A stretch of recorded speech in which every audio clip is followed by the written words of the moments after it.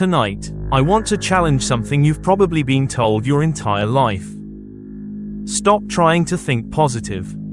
That may sound shocking, even wrong. After all, positive thinking has been sold as the foundation of success, healing, and manifestation. But what if the very thing you've been using to change your life is actually blocking it? Modern positive thinking, as most people practice it, is deeply misunderstood. It teaches you to smile through pain, to repeat uplifting words while your inner world feels anything but uplifted, to act as if everything is fine when it clearly isn't. And that creates a quiet inner conflict. Because instead of transforming reality, positive thinking often becomes a way to fight what you're experiencing. It tells you to override fear instead of understanding it, to cover doubt instead of changing your position beneath it, to focus on better thoughts rather than a deeper shift of identity. This is where manifestation breaks down. Because the law of assumption is not positive thinking. They are not the same practice. Positive thinking tries to force the mind upward. The law of assumption asks a much subtler, more powerful question. Who are you being right now? Not what are you repeating? Not what are you hoping for? But what state have you accepted as true? Manifestation doesn't respond to effort. It responds to assumption. And that's the purpose of this teaching. Not to tell you to fake happiness. Not to push optimism harder. But to show you what to be instead of positive. Because when you stop forcing thoughts and start resting in a new inner position, reality changes without struggle. This isn't motivation. This isn't mindset training. This is a shift in consciousness. And once you see the difference, you'll know let's take an honest look at what positive thinking usually looks like in practice. For most people, it isn't creative. It's reactive. Positive thinking often appears after something feels wrong. After fear shows up. After disappointment, lack, or self-doubt takes hold.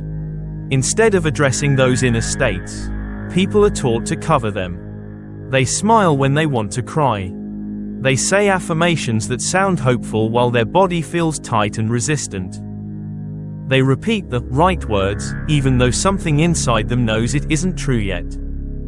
This isn't manifestation. This is suppression. And suppression doesn't remove a feeling. It pushes it down.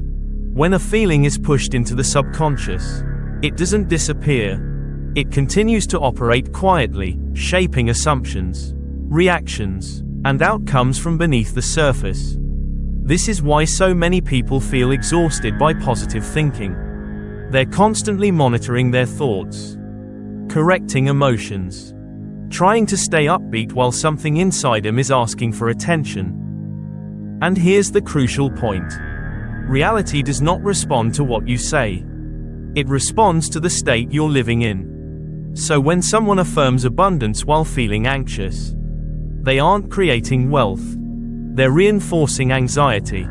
When someone declares love while feeling empty, they aren't assuming love. They're resisting loneliness. And resistance is not creation. Whatever you fight remains active.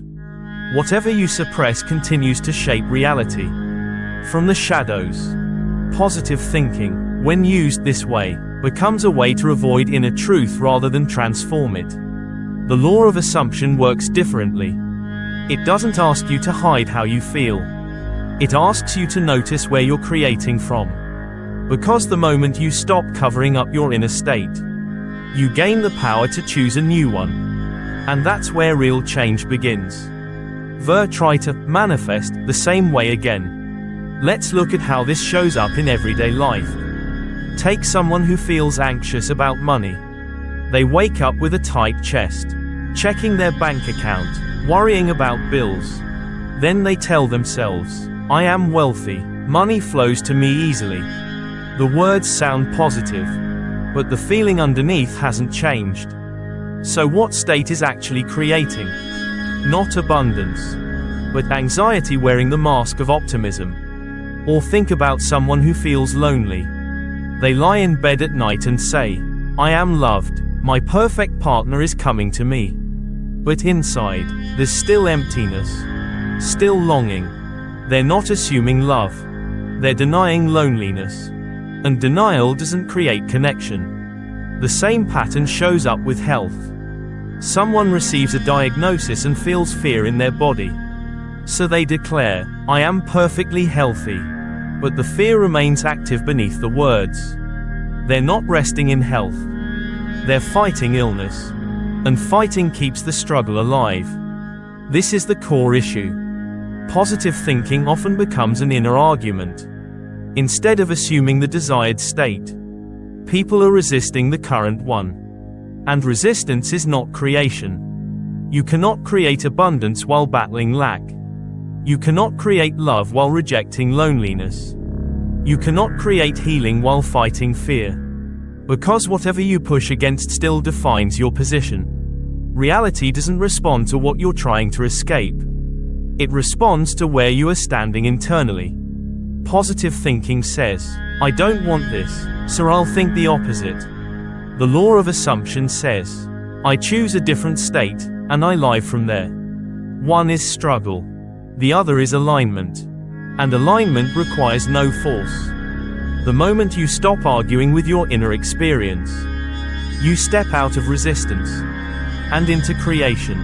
That's the difference that changes everything. Let me tell you a story that reveals why positive thinking can quietly drain you instead of empowering you. A woman once came to me completely exhausted. For 3 years, she had done everything she was taught. Daily affirmations, spoken morning and night. Mantras repeated whenever fear appeared. Vision boards covering her walls with images of abundance. From the outside, it looked like dedication, like discipline, like spiritual commitment. But her life told a different story. She was still struggling financially. In fact, her situation had grown worse over time. When I asked her a simple question, "How do you feel when you say your affirmations?" she went quiet. Then she answered honestly. She said, "I feel like I'm trying really hard to believe them, and I'm afraid that if I stop, everything will fall apart." That was the truth. She wasn't creating from abundance. She was creating from fear. Her words sounded positive, but her inner state was desperate. Every affirmation was driven by pressure. Every mantra carried anxiety. Every vision board reminded her of what she didn't yet have. So nothing changed. Because reality wasn't responding to her words. It was responding to her state of consciousness. And her state was exhaustion disguised as positivity. This is the hidden trap. When positivity becomes something you must maintain to feel safe, it stops being creative. It becomes survival. She believed that if she stopped being positive, everything would collapse. So she kept forcing belief, kept pushing hope, kept pretending confidence.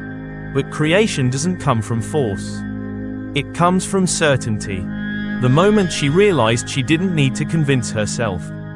The moment she released the pressure to stay positive. Something softened. And in that space, real change finally became possible. Because what she had been creating wasn't abundance. She was creating from desperation wearing a positive mask. And once that was seen clearly, the path forward finally opened. So if being positive isn't the answer, then what should you be? Not positive. Not negative. Certain. Certainty is a completely different state of consciousness. Positive thinking lives in effort. It hopes. It tries.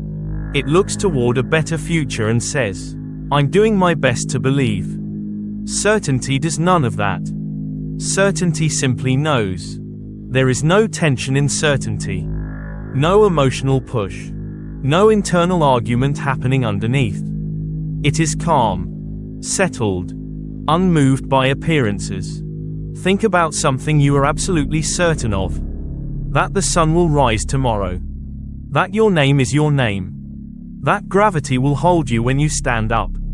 Do you need to think positively about these things? Do you repeat affirmations for them? Do you hype yourself up to believe they're true? Of course not. You rest in them. That's what certainty feels like. Now notice the contrast. Positive thinking says, I hope this works. Certainty says, it's already done. Positive thinking says, I'm trying to believe. Certainty says, I know. Positive thinking is always reaching forward. Certainty recognizes a present fact, even if the physical world hasn't caught up yet. And this is the core shift in the law of assumption. You are not asked to deny what you see. You are asked to stop letting what you see define what is true. Certainty doesn't fight reality. It stands independent of it. You don't need excitement. You don't need constant confidence. You don't even need to feel good. Certainty is not an emotion. It's a position. A quiet inner stance that says, this exists in consciousness, therefore, it is real. And when you live from that position, effort disappears. You stop forcing thoughts. You stop managing feelings. You stop trying to manifest. You rest. And rest is far more powerful than effort. Positive thinking tries to create reality. Certainty knows reality has already been created, and calmly waits for the reflection. That is what you should be instead of positive. Certain. To really understand why certainty works, we need to look at where reality actually begins. What you see around you. Your body, your finances, your relationships, your circumstances. This is not the source of creation. It is the reflection. The physical world is like a shadow cast on a wall. A shadow doesn't move on its own. It follows something else. And that something else is consciousness. Most people believe reality is created out there, and that their inner world is simply reacting to it. But creation works in the opposite direction. True reality exists within awareness. The moment you assume something as true in consciousness, not as hope, not as desire, but as fact, creation is already complete. Nothing is missing. The physical world does not decide if it will reflect that assumption. It only decides when. Because matter is slower, denser, secondary. This is why forcing results never works. When you keep checking the outside world for confirmation, you're looking at yesterday's assumptions. What you're seeing now is an echo of what you once believed. So when you change the assumption today, you're not fixing the present moment. You're determining what must appear next. This is why certainty feels calm. Certainty doesn't argue with appearances. It doesn't panic when nothing seems to change. Because it understands something fundamental. The work has already been done. The role of consciousness is to select. The role of the physical world is to display. And displays take time. When you truly grasp this, urgency dissolves. You stop trying to control outcomes. You stop chasing proof. You rest. Not because you've given up, but because you know where reality is born. And once you know that, you stop living at the level of shadows and start living at the level of cause. Now let's talk about how certainty actually shows up in daily life.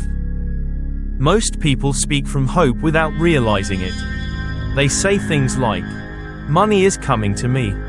Opportunities are on the way. And while those statements sound positive, they quietly place abundance in the future. They assume waiting. Certainty speaks differently. It doesn't say money is coming. It says, I am financially secure. It doesn't say things will work out someday. It says, this is already complete in consciousness. Notice the tone. There's no excitement, no emotional high, no pressure to feel a certain way. Certainty is spoken the same way you would state any ordinary fact. Calm, neutral, settled. And that calmness is not passive, it's powerful. When you speak this way, you're no longer trying to convince yourself. You're no longer asking life to prove anything. You're standing in a position This shift changes everything internally first. The urgency fades. The constant mental checking stops. The fear of doing it wrong disappears. And from that inner stability, results begin to reflect naturally. I've seen this again and again. When people stop hoping and start assuming, movement follows. In one case, income increased threefold within 2 months. But the real transformation wasn't the numbers. It was peace. No more anxiety around money. No emotional swings tied to outcomes. No fear that everything would fall apart if they stopped repeating affirmations. Because certainty doesn't need maintenance. It doesn't depend on mood. It doesn't collapse on difficult days. You can feel tired. You can feel uncertain emotionally. And still be certain at the level of consciousness. That's the difference. Certainty isn't loud. It isn't dramatic. It's quiet confidence. And when you live from that place, manifestation stops feeling like effort and starts feeling like a natural unfolding. Not because you're pushing harder, but because you're finally at rest. One of the biggest misunderstandings about manifestation is the belief that you must eliminate negative emotions to succeed. You don't. And you definitely don't need to cover them up with positivity. That only creates inattention. Instead, the practice is much simpler and much more mature. When an emotion arises, anxiety, sadness, fear, doubt, you observe it. You acknowledge it. And then you choose your state of consciousness independently of it. You might say quietly, I notice anxiety right now. Or, I feel lonely in this moment. No judgment. No attempt to replace the feeling with a positive thought. Because emotions are temporary reactions. They come and go. They rise and fall like weather. Your state of consciousness, however, is what creates. This is where many people get confused. They think that feeling bad means they're creating something bad. That's not true. Certainty does not require you to feel good all the time. Certainty is not an emotion. It's a knowing. You can feel anxious and still know you are secure. You can feel lonely and still know you are loved. You can feel uncertain emotionally and still be certain at the level of consciousness that your desire is already established. Because knowing exists beneath feeling. Feelings move. Knowing remains. This understanding is incredibly freeing. You stop policing your emotions. You stop feeling guilty for having a bad day. You stop fearing that a moment of doubt will undo everything. It won't. Because manifestation is not powered by emotional perfection. It's powered by assumption. When you learn to let emotions pass without giving them authority over your identity, certainty becomes effortless. You return again and again to what you know is true. And from that place, creation continues, calmly, steadily, without force. Not by feeling better, but by knowing deeper. This is where the practice becomes incredibly simple. It's called calm assertion. Calm assertion does not mean repeating affirmations all day long. It doesn't mean getting emotionally excited. And it definitely doesn't mean scanning your life for signs that something is working. All of that belongs to effort. Calm assertion belongs to certainty. When something is truly real to you, you don't need to say it over and over. You don't need to hype yourself up. You don't need proof. You simply acknowledge it, quietly, calmly, the way you would acknowledge any fact. For example, instead of energetically saying, money is flowing to me from everywhere, you calmly assert, I am financially secure. This is established in consciousness. That's it. No rush. No emotional charge. No need to feel a certain way. And this is where calm assertion differs completely from positive thinking. Positive thinking uses energy. It needs constant attention. It requires you to stay upbeat and mentally engaged all the time. Certainty sustains itself. Once something is accepted as true at the level of consciousness, you don't need to keep feeding it. You rest. Think about how you treat things that already belong to you. You don't wake up affirming your name. You don't repeat that your home exists. You simply live from those facts. That's calm assertion. It doesn't chase results. It doesn't look for confirmation. It assumes completion and lets reflection unfold. When you practice this way, manifestation stops feeling like a task you must manage. You stop checking. You stop forcing. You stop correcting yourself. You make a quiet declaration. And then you return to living. Calm assertion isn't passive. It's confidence without noise. And when you live from that place, creation continues effortlessly. Not because you're doing more, but because you're finally at rest. So let's end this with one clear, grounding message. Stop trying to be positive. Be certain instead. Positive thinking asks you to keep trying. To manage your thoughts. To stay optimistic even when life feels heavy. Certainty asks for none of that. Certainty does not require effort. It does not collapse when uncomfortable emotions appear. And it does not wobble when circumstances look unchanged. Certainty is steady. It doesn't argue with what you see. It doesn't panic when progress feels slow. It doesn't fear a bad day, a doubtful thought, or a difficult emotion. Because certainty knows something fundamental. Once something is accepted as true in consciousness, the creative act is already complete. Nothing more needs to be forced. The physical world is not the cause. It is the reflection. And reflections always appear in their own time. That's why certainty feels peaceful instead of tense. Why it brings rest instead of pressure. Positive thinking tries to make reality change. Certainty knows reality has already been created, and allows the mirror to catch up. This is what it means to live from the end. Not hoping, not wishing, not constantly checking if you're doing it right, but assuming the position of someone for whom the outcome is already settled. When you live this way, something shifts quietly but permanently. You stop chasing results. You stop measuring progress every day. You stop treating manifestation like something fragile you could break. Instead, you rest. And from that rest, life reorganizes itself naturally. So the invitation is simple. Don't force optimism. Don't fight your emotions. Don't try to control reality. Assume completion. Assume stability. Assume your own greatness. Stand calmly in the knowing that what you desire already exists. And let time do what time always does. Because when you stop trying to create, and start knowing that creation is done, you move from being a seeker to being the source.